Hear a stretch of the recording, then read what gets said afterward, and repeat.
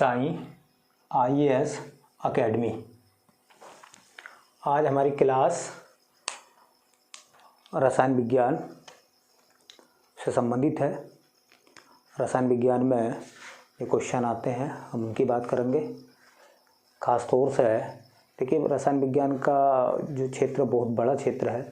हम प्रतियोगिता परीक्षाओं की तैयारी कर रहे हैं, तो हम सामान्य विज्ञान के अंतर्गत जो रसायन विज्ञान पढ़ेंगे उसमें उन्हीं चीज़ों का हम विशेष तौर पर अध्ययन करेंगे जो एग्ज़ाम के दृष्टिकोण से बेहतर चीज़ें हैं, जो बेहतर क्वेश्चन हैं। हम उन्हीं क्वेश्चनों को जो है सोल्व करने की कोशिश करेंगे, उसी बेसिस पे हम लोग आगे चलेंगे। वैसे भी आप सब जानते हैं कि जो कंपटीशन होता है उसमें काफ़ी नॉलेज की ज़रूरत होती है, काफ़ी क्वेश्चन डिफ़िकल्ट भी पूछे जाते हैं। लेकिन जो सामान्य विज्ञान है हमारा, उसके अंतर्गत जो रसायन विज्ञान है, केमिस्ट्री सब्जेक्ट है, तो उसमें हम उन्हीं चीज़ों का अध्ययन करेंगे जो चीज़ें एग्ज़ाम के दृष्टिकोण से बेहतर हैं। तो चलिए हम स्टार्ट करते हैं अपना टॉपिक, रसायन विज्ञान। रसायन विज्ञान। तो सबसे पहला सवाल हमारा यही है आप लोगों से कि बताइए रसायन विज्ञान किसको कहते हैं हम। हालांकि एग्ज़ाम में परिभाषाओं से संबंधित क्वेश्चन बहुत कम मिलते हैं, नाम मात्र मिलते हैं, लेकिन फिर भी जब हम किसी विषय को स्टार्ट करते हैं तो उसकी डेफिनेशन हमें पता होनी चाहिए। तो देखिए, विज्ञान की वह शाखा जिसके अंतर्गत पदार्थों के बनाने की विधि, गुण, उनका संगठन, उनकी संरचना तथा उनका उपयोग आदि का अध्ययन किया जाता है, उसे रसायन विज्ञान कहते हैं। वैसे तो आप सब जानते हैं कि रसायन विज्ञान का क्षेत्र बहुत बड़ा है। कोई भी आज की विषय वस्तुएं जो हैं वो रसायन विज्ञान से अछूती नहीं है। मेरे पास में जो है एक मार्कर है, मार्कर में इंक है, तो हम कह सकते हैं इंक किस विधि के द्वारा बनाई गई, इंक किन किन तत्वों के द्वारा बनाई गई, इस इंक का उपयोग क्या है। इन सब चीज़ों का जो अध्ययन है वो रसायन विज्ञान के अंतर्गत आता है। हम बात करें घर में इस्तेमाल होने वाली बहुत सारी चीज़ें, चाहे वो शीशे की बात हो, कंघे की बात हो, खेती में उर्वरकों की बात हो, कीटनाशकों की बात हो, औषधियों की बात हो, जो दवाइयाँ हम लोग इस्तेमाल कर रहे हैं, वैक्सीन की बात हो, ये सब रसायन विज्ञान की देन है। तो रसायन विज्ञान का जो क्षेत्र है बहुत बड़ा है, बहुत ब्रॉड है, इसलिए उसकी बहुत सारी शाखाएं हैं। हम थोड़ा थोड़ा करके चीज़ों को जो है कवर करेंगे, थोड़ा थोड़ा करके चीज़ों को पढ़ेंगे, और ज़्यादातर हमारा फोकस उन्हीं चीज़ों पर रहेगा कि हम एग्ज़ाम क्वालिफाई कर लें। एग्ज़ाम में जिस तरह के क्वेश्चन आते हैं उन चीज़ों को हम जो है सोल्व करेंगे, उन चीज़ों को हम पढ़ेंगे, उन्हीं चीज़ों को हम समझने की कोशिश भी करेंगे। तो देखिए, रसायन विज्ञान है ना, आपने सुना होगा कि भाई रसायन विज्ञान का उदय जो है या उसकी उत्पत्ति जो हुई है वो किस देश से हुई है। देश, तो ये माना जाता है कि रसायन विज्ञान की उत्पत्ति जो है वो मिस्र से हुई है। मिस्र देश से रसायन विज्ञान की उत्पत्ति हुई है। आप सब जानते हैं मिस्र जो अफ्रीका महाद्वीप में है, मिस्र जिसकी राजधानी काहिरा है, और कहा जाता है, आपने सुना भी होगा कि विश्व की सबसे लंबी नदी नील नदी मिस्र में से होकर गुजरती है ना। और सुना भी आपने होगा कि मिस्र को नील नदी का वरदान भी कहा जाता, वो अलग बातें हैं। चलिए, सब सवाल ये आता है कि रसायन विज्ञान किस देश से, रसायन की उत्पत्ति जो है वो किस देश से हुई है, तो मिस्र देश से हुई है। मिस्र देश में जो मिट्टी हुआ करती थी, मिस्र देश की जो मिट्टी थी, उस मिट्टी को मिस्र के लोग कीमिया बोलते थे। क्या बोलते थे? कीमिया बोलते थे। मिस्र में जो मिट्टी पाई जाती थी उस मिट्टी को उस दौरान कीमिया कहा जाता था, और इस कीमिया का मतलब था, क्योंकि इस मिट्टी का जो रंग था वो काला था, इस मिट्टी का जो रंग था वो काला था, और इस काले रंग को कहा जाता था, इस काले रंग के लिए एक शब्द आता था कैमी, कैमी शब्द आता था। और जब उन लोगों ने इस कैमी का अध्ययन करा, कैमी का अध्ययन करा तो वो केमी का अध्ययन कहलाया केमी टेकिंग कहलाया, और इस केमी टेकिंग से एक शब्द बना केमिस्ट्री शब्द बना। तो अब देखिए, अगर हम सवाल की बात करें, हम क्वेश्चन की बात करें, तो हालांकि इस तरीके क्वेश्चन आते नहीं है एग्जाम में, फिर भी देखें। एक सवाल मैंने पढ़ा था एक बार कि प्रारंभ में केमिस्ट्री के अध्ययन को क्या कहा जाता था। प्रारंभ में केमिस्ट्री के अध्ययन को क्या कहा जाता था, तो हमारा जो जवाब रहेगा वो रहेगा केमिटेकिंग। एक क्वेश्चन और भी पूछा गया था कि केमिस्ट्री शब्द की उत्पत्ति किस शब्द से हुई है, मतलब केमिस्ट्री शब्द जो है वो किस शब्द से बना है, तो हमारा जवाब होगा केमी। सवाल एक ये भी पूछा गया था कि केमिस्ट्री शब्द की उत्पत्ति किस देश से हुई है, तो मिस्र से। तो ये तो थी उत्पत्ति के संबंध में बात है, उत्पत्ति से रिलेटेड बात है ना। एक बहुत मोस्ट सवाल है और कई एग्जामों में वो पूछा भी गया है, वो क्वेश्चन कई एग्जामों में आया भी है कि आधुनिक रसायन विज्ञान का जन्मदाता।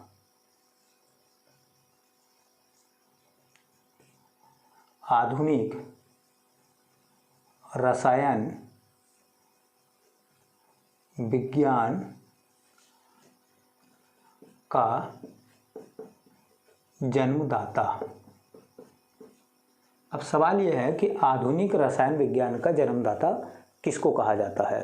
आप सबको जवाब पता भी होगा, लेवासिए को कहा जाता है। तो आधुनिक रसायन विज्ञान का जन्मदाता लेवासिए को आधुनिक रसायन विज्ञान का जन्मदाता कहा गया है। अब सवाल यह कि लेवासिए को आधुनिक रसायन विज्ञान का जन्मदाता क्यों कहा गया। तो आप सबको मैं जानकारी दे दूं, बस आप लोगों को पता भी होगा कि सबसे पहले लेवासिए ने कहा था कि किसी भी वस्तु के दहन के लिए ऑक्सीजन अनिवार्य है। अर्थात ये स्टेटमेंट दुनिया में सबसे पहले लेवासिए ने दिया कि अगर किसी भी पदार्थ को जलाना है तो वो तभी जल पाएगा जब ऑक्सीजन उपस्थित होगी, ऑक्सीजन मौजूद होगी। ऑक्सीजन की अनुपस्थिति में चीज़ों को नहीं जलाया जा सकता, ऐसा उन्होंने कहा था। तो लेवासिए का स्टेटमेंट था कि किसी भी वस्तु के दहन के लिए, किसी भी वस्तु के दहन के लिए, किसी भी वस्तु के दहन के लिए ऑक्सीजन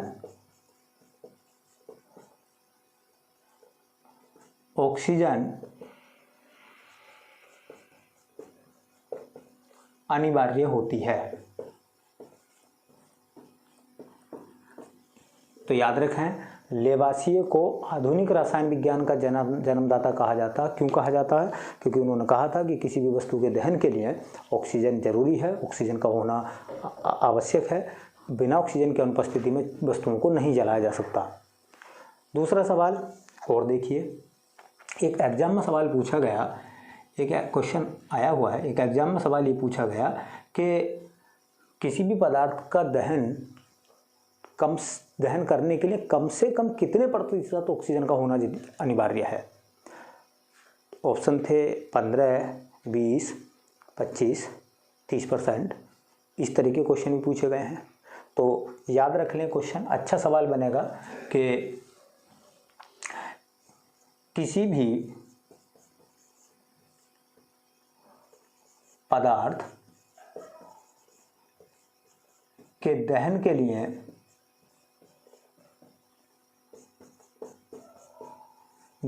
लिए वायु में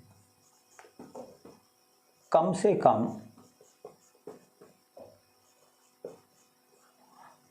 15% ऑक्सीजन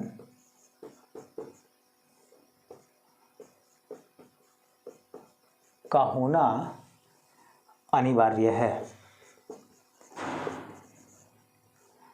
इसका मतलब ये हुआ कि किसी भी पदार्थ को अगर आप जला रहे हैं तो जो हमारी एयर है, हम सब जानते हैं कि जो हमारा वायुमंडल है, उस वायुमंडल में सबसे ज़्यादा नाइट्रोजन है 78%, दूसरे नंबर पर ऑक्सीजन है 21%, तो सवाल उनका ये है कि अगर हम पदार्थों को जला रहे हैं, एयर में हम किसी पदार्थ को जलाते हैं, वायु में किसी पदार्थ को जलाते हैं, तो वायु में कितने प्रतिशत ऑक्सीजन का होना जरूरी है? कम से कम तो 15%। 15% से कम ऑक्सीजन होती है तो चीज़ों को नहीं जलाया जा सकता। देखिए और सवाल देखिए यहीं से, जो ऑक्सीजन है उस ऑक्सीजन की खोज किसने करी थी? तो सब आपको पता है, ऑक्सीजन की खोज करी थी प्रिस्टले। और इस ऑक्सीजन का नामकरण जो करा था, नामकरण का नाम जो रखा था वो रखा था सीलेन है। तो यहाँ से 3 सवाल हैं। ऑक्सीजन की खोज प्रिस्टले का नाम है, ऑक्सीजन की खोज प्रिस्टले ने करी, ध्यान रखिए। ऑक्सीजन का नामकरण जो है वो सीले ने करा। ऑक्सीजन दहन का काम करती है, ऑक्सीजन के दहन का गुण जो है वो बताया सबसे पहले लेवासिए ने, इसलिए लेवासिए को आधुनिक रसायन विज्ञान का जनक भी कहा जाता है। अब देखिए यहाँ से एक सवाल और आता है, लेवासिए ने ही एक और सिद्धांत दिया था जिसको कहते हैं द्रव्यमान संरक्षण का नियम। किसने दिया था? अगर ये आपसे कोई सवाल पूछता है कि द्रव्यमान संरक्षण का नियम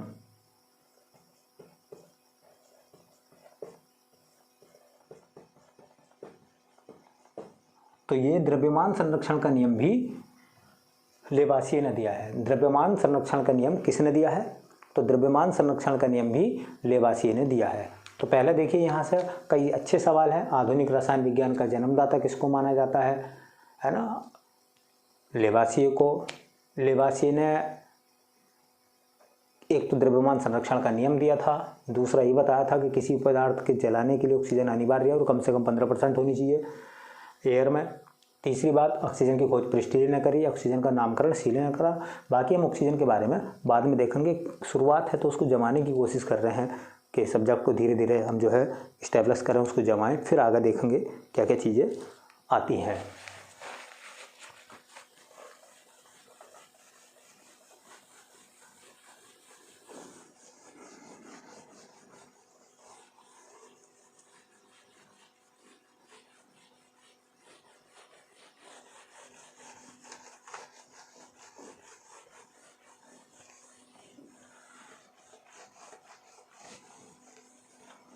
चलिए देखिए, हमारा जो टॉपिक है वो है परमाणु। शुरुआत यहीं से है, एटम।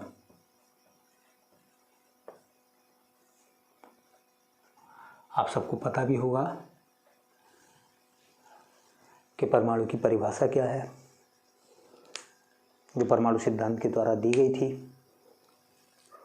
परमाणु की परिभाषा क्या है? तो आपने सुना भी होगा कि किसी तत्व का वह छोटे से छोटा कण जो किसी रासायनिक अभिक्रिया में भाग तो ले सकता है परंतु स्वतंत्र अवस्था में नहीं रह सकता, परमाणु कहलाता है। किसी तत्व का, देखिए तत्व की बात आई है, ना कि यौगिक की बात आई है, ना कि मिश्रण की बात आई है, ना ही विलयन की बात आई है। तो डेफिनेशन में देखें, क्वेश्चन बन सकता है यहाँ से कि किसी तत्व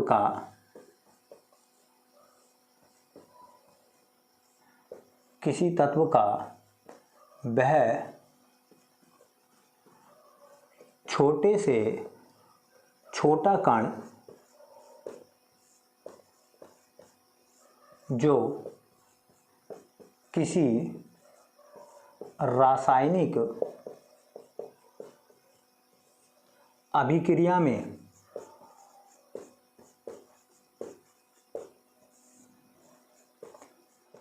में भाग तो ले सकता है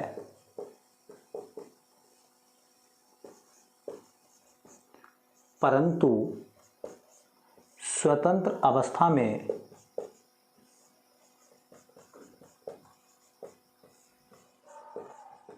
नहीं रह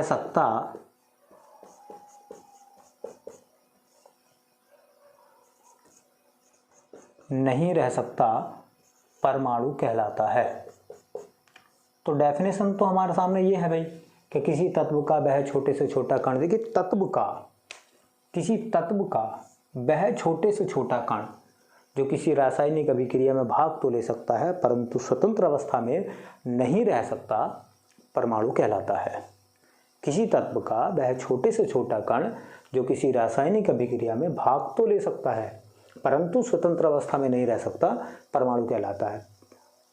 इसका मतलब ये हो गया कि परमाणु जो है सबसे छोटा कण है तत्व का। दूसरी बात, सबसे छोटा मतलब छोटे छोटे कण तो सबसे ही छोटा हो गया, है ना। दूसरी बात, रासायनिक अभिक्रियाएं जो केमिकल रिएक्शन होती हैं उनके अंतर्गत वो काम तो करता है लेकिन वो स्वतंत्र अवस्था में नहीं रह सकता, मुक्त अवस्था में नहीं रह सकता। तो ये उसकी डेफिनेशन है।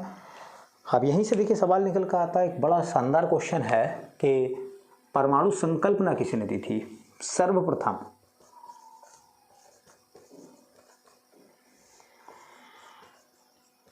सर्वप्रथम परमाणु संकल्पना दुनिया के सामने सबसे पहले परमाणु की संकल्पना जो पेश करी थी वो किसने पेश करी थी। परमाणु पर विचार जो दिए थे सबसे पहले दुनिया में वो किसने दिए थे, तो सर्वप्रथम परमाणु संकल्पना जो पेश करी थी एक हमारे यहाँ ऋषि हुए थे, महर्षि कणाद।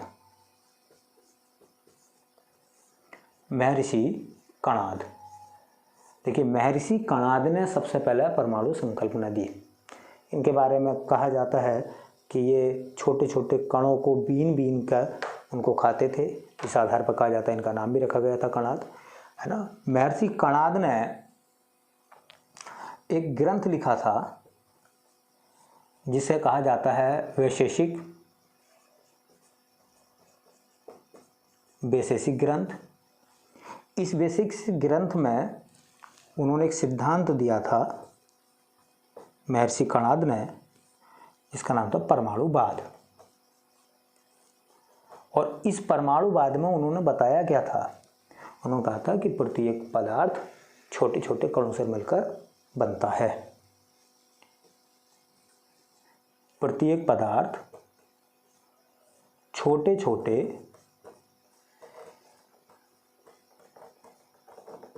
कणों से मिलकर बनता है। ये स्टेटमेंट था महर्षि कणाद का।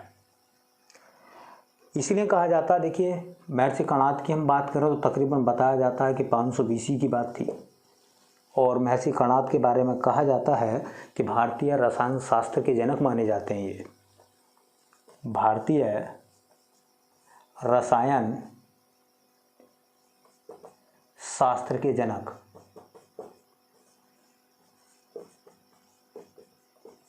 भारतीय रसायन शास्त्र के जनक कौन माने जाते हैं, कणाद। तो यहाँ से सवाल क्या है कि सर्वप्रथम परमाणु संकल्पना किसने पेश करी या किसने बताई, तो महर्षि कणाद ने बताई। उनकी किताब का नाम क्या था, वैशेषिक ग्रंथ था। उस वैशेषिक ग्रंथ में क्या था, परमाणुवाद था।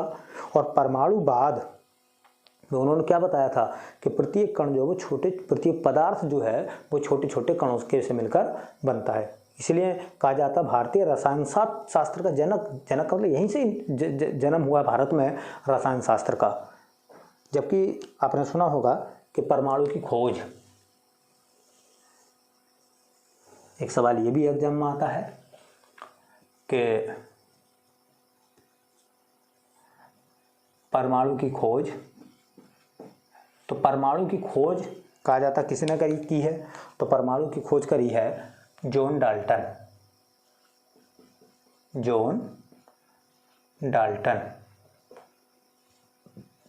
बताया जाता है कि 1808 के आसपास ईस्वी में, देखिए ईस्वी है ये और ये BC है, कितने वर्ष पुरानी बात है ये, है ना। 1808, अगर हम 1800 और 500 को लगा लें तो 8 5 13, लगभग कणाद से लगभग डाल्टन से 2300 साल पहले ये बात बता दी थी महर्षि कणाद ने कि प्रत्येक पदार्थ छोटे छोटे कणों से मिलकर बनता है। ये ब्रिटेन के रहने वाले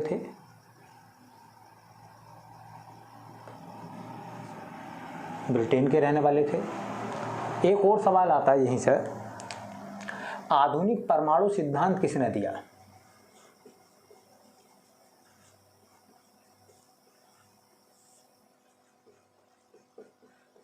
आधुनिक परमाणु सिद्धांत, अगर कोई आपसे पूछता है कि आधुनिक परमाणु सिद्धांत का जनक कौन है, तो जनक भी माना गया है जॉन डाल्टन को।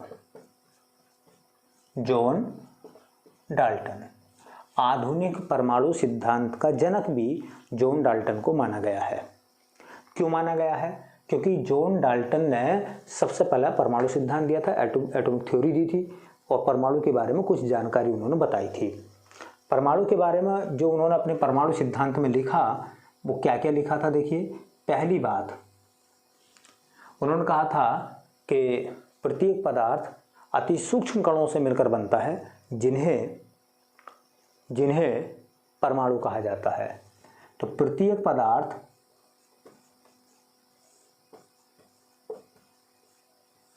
अति सूक्ष्म कणों से मिलकर बनता है, जिन्हें परमाणु कहते हैं।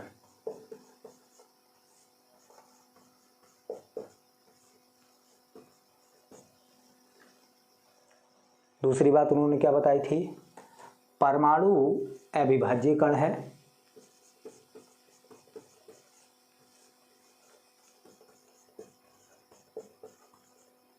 अविभाज्य कण है जो रासायनिक अभिक्रिया के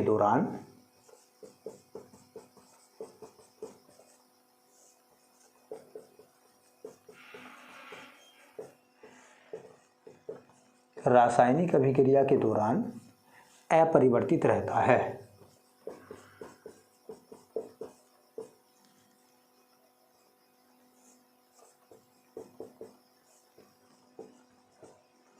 अपरिवर्तित रहता है।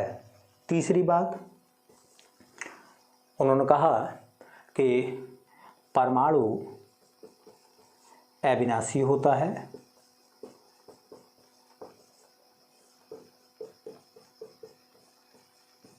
चौथा उन्होंने कहा कि एक ही तत्व के सभी परमाणु परस्पर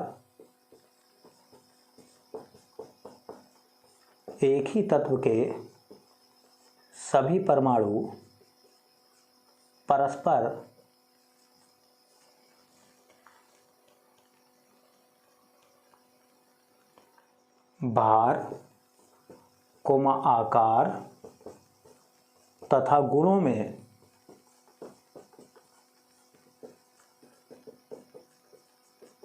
समान होते हैं, जबकि भिन्न भिन्न तत्वों के परमाणु आकार, भार तथा गुणों में अलग अलग होते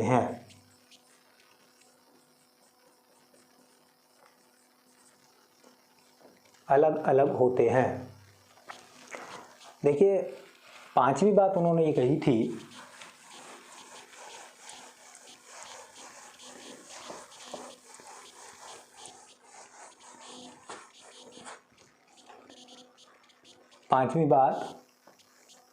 जो परमाणु सिद्धांत में था कि प्रत्येक यौगिक में परमाणुओं की संख्या निश्चित होती है। प्रत्येक यौगिक में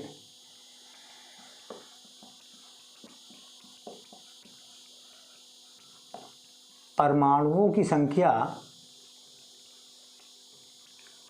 निश्चित होती है।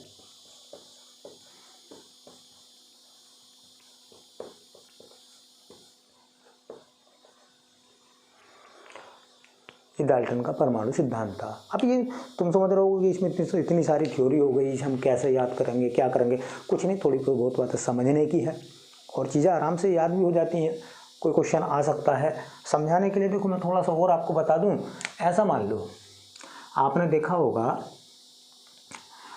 देखा होगा कि एक लड्डू होता है बूंदी वाला। ये देखिए,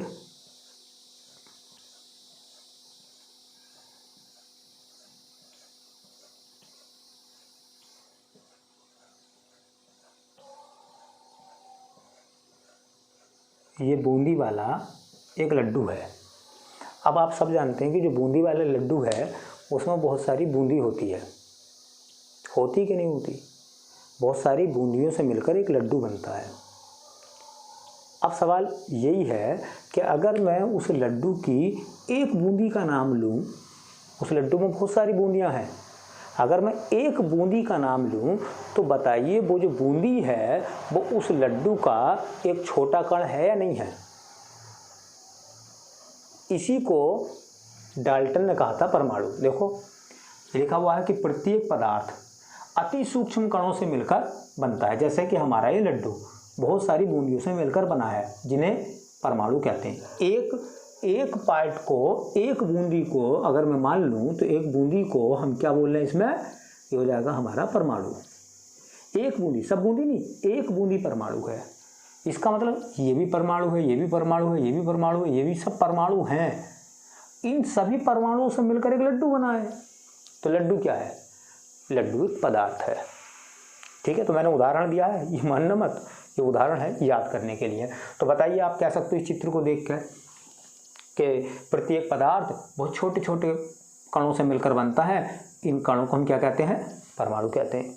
अब सवाल देखिए दूसरा ये है कि जो बूंदी तुमने एक अलग करी है, एक अलग बूंदी कर लिया आपने, मान लीजिए एक बूंदी अलग कर ली, आप लड्डू से हर बूंदी को अलग कर करके, मतलब उस लड्डू से बूंदी को अलग आप कर सकते हैं। अगर आप करना चाहते हैं तो वो बूंदी थोड़ा बहुत इधर उधर हो सकती है, लेकिन अलग अलग हो सकती है। मेरा कहने का मतलब यह है, एक बूंदी क्या कहलाती है? एक बूंदी परमाणु कहलाती है।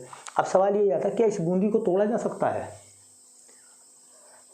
अगर उस बूंदी को आप तोड़ लोगे तो आपको पता है उसका जो अस्तित्व है या उसका जो रूप है वो बदल जाएगा। इसलिए कहा गया है कि परमाणु क्या है?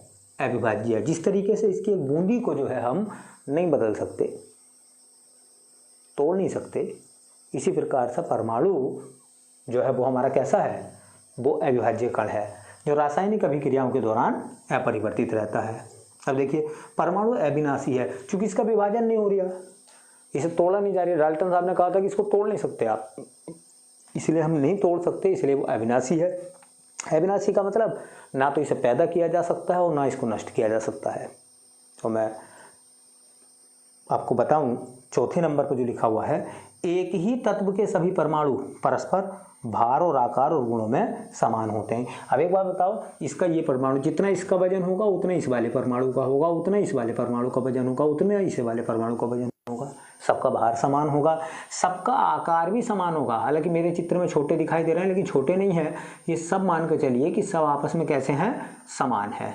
सब आपस में समान है, सबका भार, सबका आकार।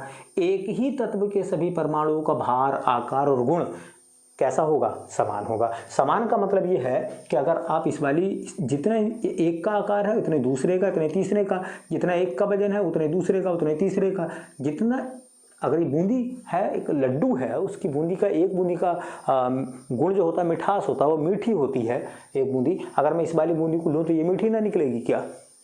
इसका मतलब ये हुआ कि उसके जो प्रॉपर्टी है, उसके जो गुण है वो सबके एक से होंगे। लेकिन हम बात करें अलग अलग तत्वों की, जैसे मैं आपको एक उदाहरण और दे दूं।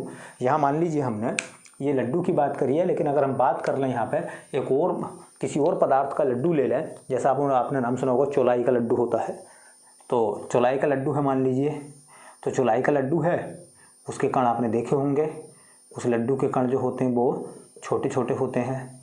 तो देखिए ये जो कण है, अगर मैं इन दोनों की आपस में कंपेयर करूं तो इसके आकार में, इसके एक कण के आकार में अंतर आएगा, इसके भार में और इसके भार में अंतर आएगा, इसके अंदर मिठास होती है और इसके अंदर की बात करें तो इसके गुणों में अंतर आएगा। तो इसलिए कहा गया है कि भिन्न भिन्न तत्वों के परमाणुओं का आकार, परमाणुओं का भार और परमाणुओं के गुण अलग अलग होते हैं। अगर वो एक ही तत्व के हैं तो उनके आकार, भार और गुण समान होते हैं।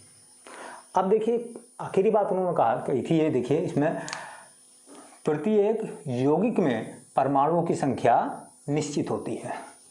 प्रत्येक यौगिक में आपने पढ़ा होगा, आपने सुना होगा कि भैया जल क्या है, आपने सुना होगा जल एक यौगिक है। जल एक यौगिक है तो जल का सूत्र भी सुना होगा H2O। अब H2O में कितने परमाणु हैं, इनकी परमाणु संख्या देखें तो H के 2 परमाणु हैं, ऑक्सीजन का 1 परमाणु है, टोटल मिलाकर 3 परमाणु हो गए। निश्चित हो गया ना। अगर मैं बात करूं अमोनिया की, तो आपने अमोनिया का सूत्र सुना होगा NH3। NH3 में अगर मैं परमाणु की बात करूं कितने परमाणु हैं, तो N का 1 परमाणु है, H के 3 परमाणु हैं, टोटल मिला के 4 हो गए। अगर मैं बात करूं फिटकरी की, अगर हम फिटकरी की बात करें तो फिटकरी का सूत्र आपने सुना होगा K2SO4 इंटू Al2SO4 का होल थ्राइस में परमाणु। इसमें कितने परमाणु है, अब हिसाब लगा लो भैया। K के 2 प्लस S का 1, O के 4, Al2 एल्युमिनियम के 2 प्लस S का 1, O के 4 और होल थ्राइस हो रहा है, तो इसका मतलब गुणा 3।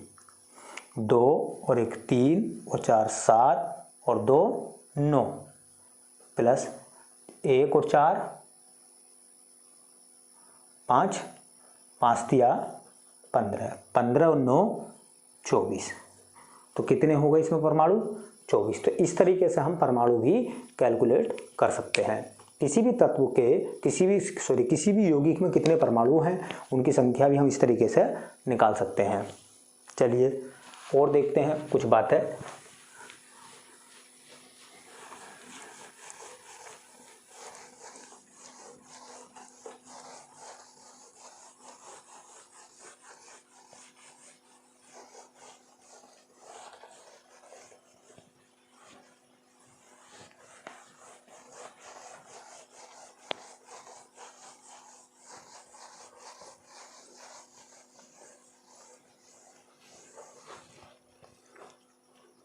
देखिए उसके बाद में आपने सुना होगा कि परमाणु की त्रिज्या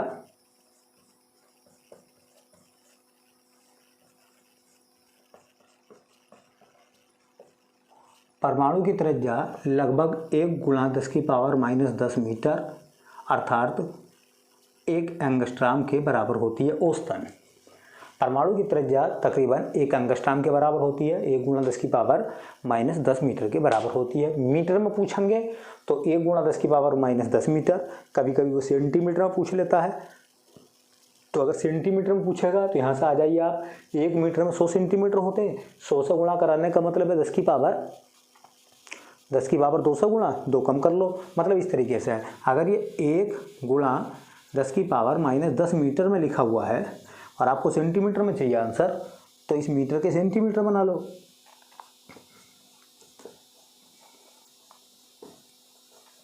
सौ सेंटीमीटर 1 मीटर के बराबर हो गया। 100 सेंटीमीटर को आप क्या लिख सकते हो, 100 को आप 10 की पावर 2 लिख सकते हो।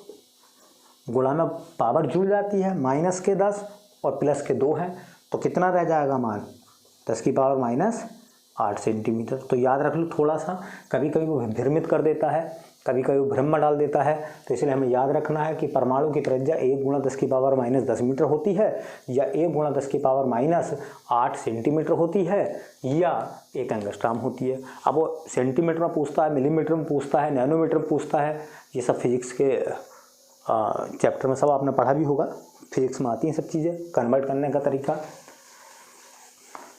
चलिए एक और सवाल, सबसे हल्का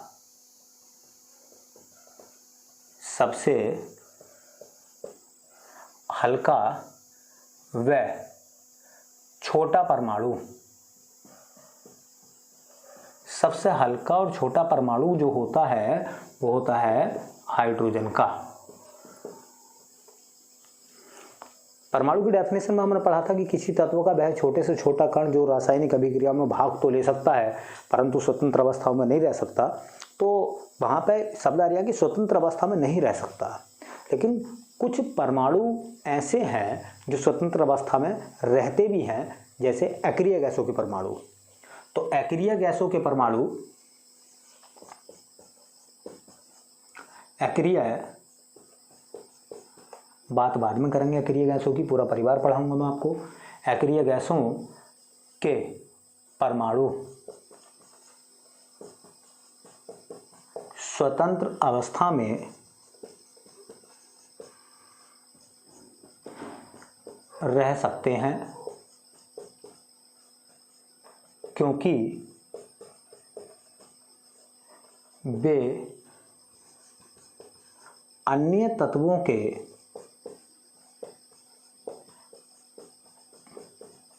परमाणुओं से क्रिया नहीं करते हैं। अक्रिय गैसों के परमाणु स्वतंत्र अवस्था में रह सकते हैं। अब सवाल यह भी पूछ सकता है आपसे, निम्नलिखित में से किस तत्व का परमाणु जो है स्वतंत्र अवस्था में रह सकता है? ऑप्शन है हाइड्रोजन, ऑक्सीजन, कार्बन या आर्गन, है ना। तो helium, neon, argon, krypton, xenon, radon, ये सब के सब अक्रिय गैसों के तत्व हैं। एक और पॉइंट यहाँ से आता, देखिए एक और क्वेश्चन जो एग्जाम में पूछा भी जाता है कि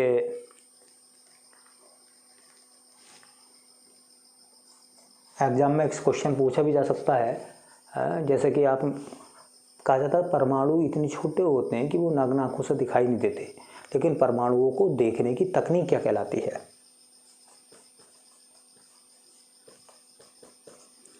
परमाणुओं को देखने की तकनीक,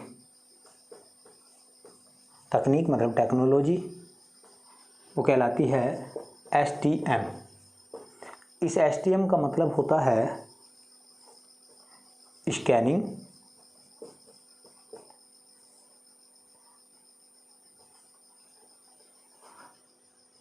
टनलिंग, माइक्रोस्कोपी।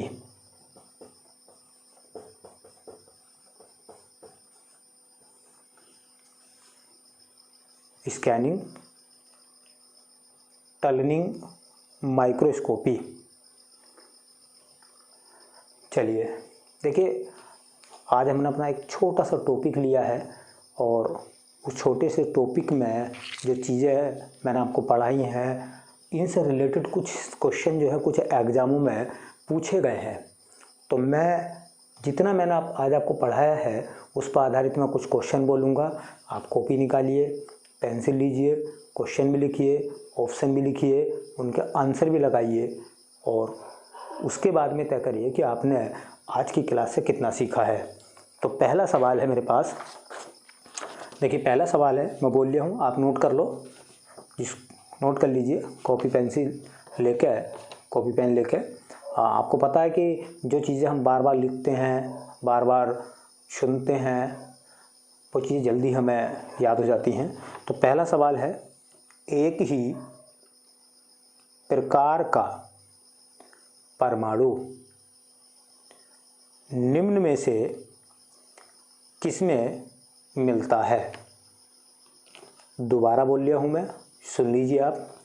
एक ही प्रकार का परमाणु निम्न में से किसमें मिलता है? ये क्वेश्चन है बिहार PCS का 2011 का। ऑप्शन पहला लिखिए खनिज यौगिक, खनिज यौगिक। दूसरा ऑप्शन खनिज मिश्रण, दूसरा ऑप्शन खनिज मिश्रण। तीसरा ऑप्शन प्राकृतिक तत्व, तीसरा ऑप्शन है प्राकृतिक तत्व।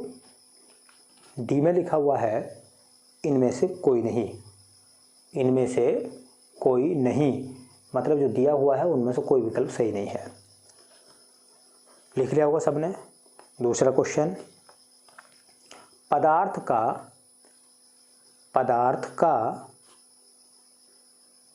परमाणु सिद्धांत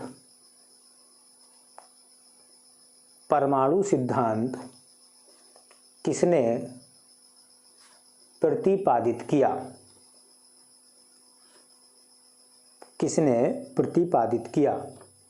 दोबारा मैं क्वेश्चन बोल रहा हूँ, लिख लीजिए आप आराम से। पदार्थ का परमाणु सिद्धांत किसने प्रतिपादित किया? ये सवाल है एसएससी मल्टीटास्किंग में आया है 2014 के एग्जाम में। एसएससी मल्टीटास्किंग 2014 के एग्जाम में क्वेश्चन पूछा गया है। ऑप्शन आए हैं इसके आवोगाद्रो,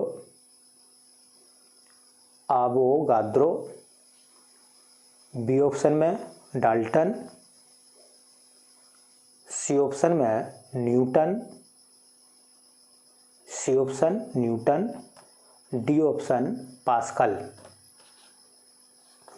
है पास्कल।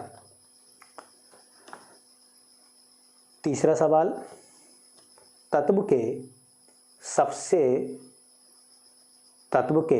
सबसे छोटे कण को क्या कहते हैं? तत्व के सबसे छोटे कण को क्या कहते हैं?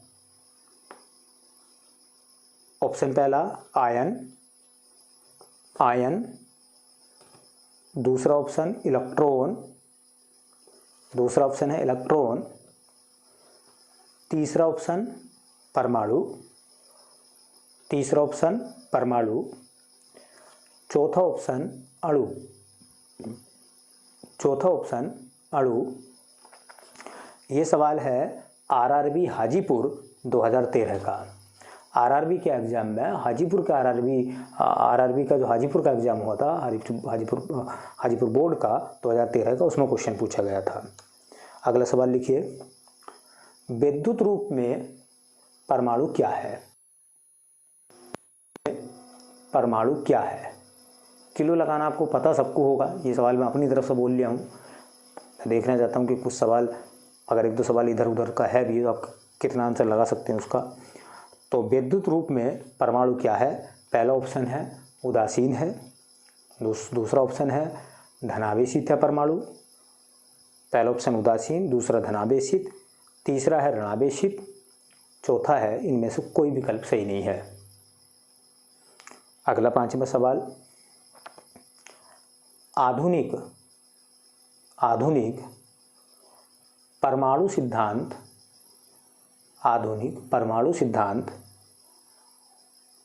किसने तैयार किया? आधुनिक परमाणु सिद्धांत किसने तैयार किया? UPSSC गन्ना पर्यवेक्षक 2016 के पेपर में था ये। UPSSC गन्ना पर्यवेक्षक 2016 के एग्जाम में सवाल था। ऑप्शन है इसके जॉन डाल्टन, पहला ऑप्शन जॉन डाल्टन, दूसरा रदरफोर्ड, तीसरा डी ब्रोगली, चौथा मेंडलीव। पांचवा सवाल है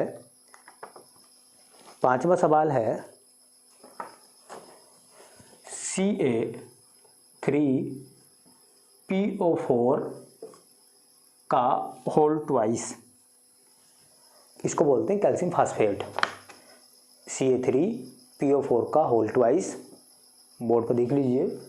CA3PO4 का होल ट्वाइस बाले यौगिक में कितने परमाणु हैं?